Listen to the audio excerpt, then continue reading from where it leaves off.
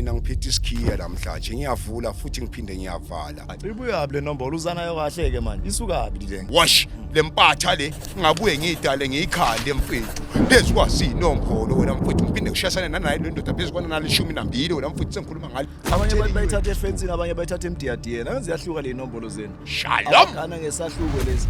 Wena sika 7 nesika 6 wena sika 8.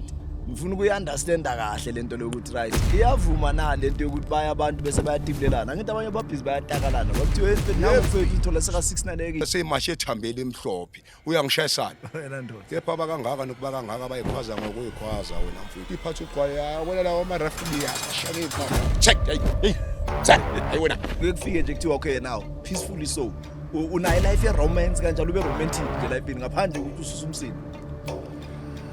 Yes.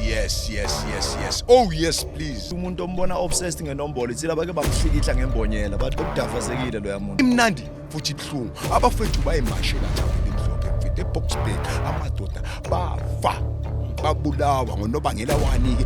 Umnobangela kalayini wena ndokushaya inkawuza mfethu. Umfana. Nina bohoshi Yeah. bazoninyoba etshele.